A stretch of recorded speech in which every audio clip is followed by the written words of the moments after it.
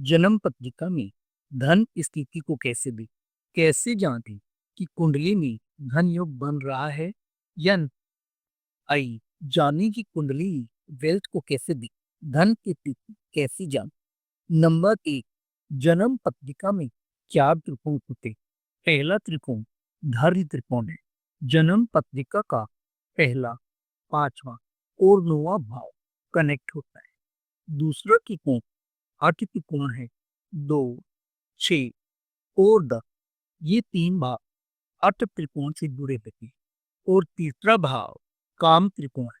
3, 7 और 11वें भाव से इसका संबंध है।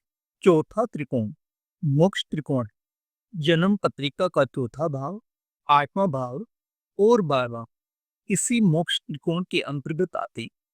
अगर अष्ट त्रिकोण मजबूत हो अर्थात 2, 6 और 10वें भाव में, भले ही वो शुभ ग्रह हो या पाप ग्रह, अगर इन तीनों भावों में ग्रह हैं तो बहुत अच्छा।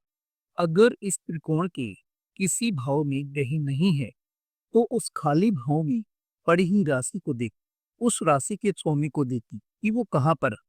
अगर उस राशि का स्वामी प्रेमी अच्छी अवस्था में अपने मित्र ग्रह की राशि में हो या मित्र ग्रह से युति में अपनी स्वयं की राशि में है या फिर उच्च की राशि में, तो निश्चित ही ये ग्रह शुभ फल प्रदान करेगा। आपने ये भी ध्यान रखिए कि अपनी राशि से ग्रह की स्थिति 6, 8 और 12 भाव की नेट इस सेकेंड हाउस में चंद्रमा रहे, 6 हाउस में राहु और 12 हाउस में मंगल और मंगल के साथ सूर्य, बेहतर धन स्थिति का निर्माण होता है।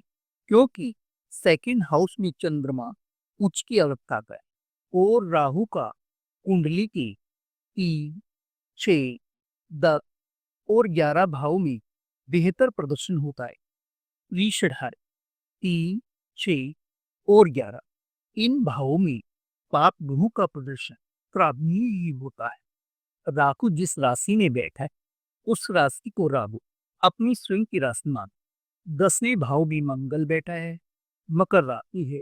मकर राशि में मंगल उच्च के परिणाम देता है और 10वां भाव जन्म पत्रिका का सबसे बड़ा उपज स्थान है। मकर राशि में मंगल उच्च के परिणाम देता है। सूर्य मंगल के साथ युति में, मंगल का मित्र ग्रह है। कुंडली का पंचमेश बेहतर धन योग का निर्माण होता नजर आता है। दूसरा, जन्म पत्रिका में गुरुदेव बृहस्पति और शुक्र की स्थिति जरूरी। अगर ये ग्रह अपनी स्वामित्व वाले राशि में है तो अच्छा है, और अगर ये ग्रह अपनी उच्च की राशि में है तो और भी। बृहस्पति या शुक्र इन दोनों ग्रहों की युति या कंजंक्शन की बात यहाँ नहीं हो रही।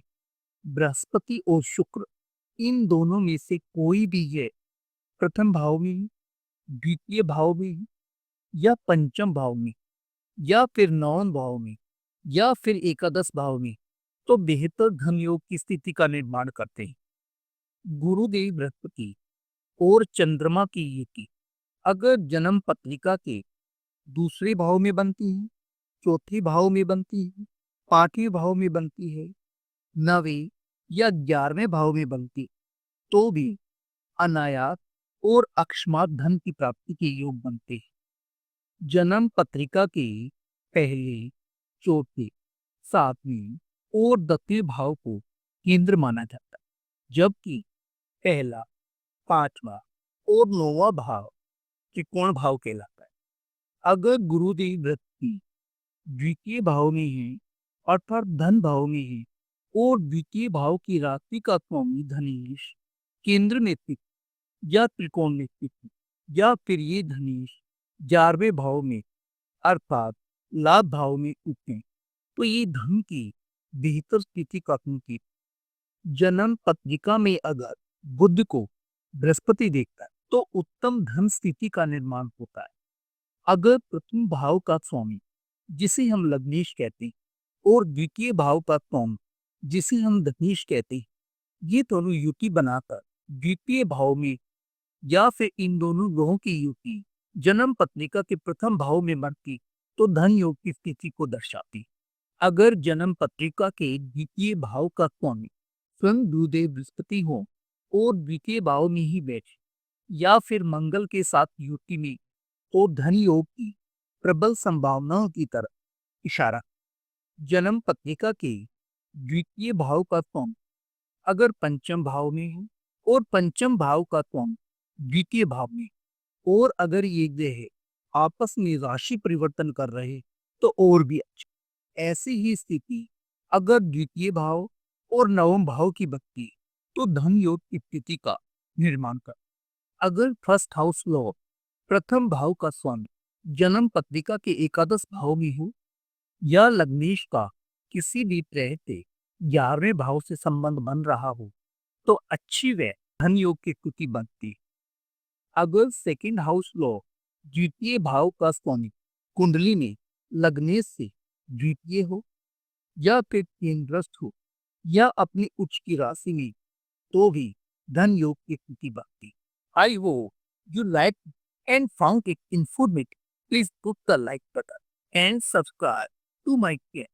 See you in the next video.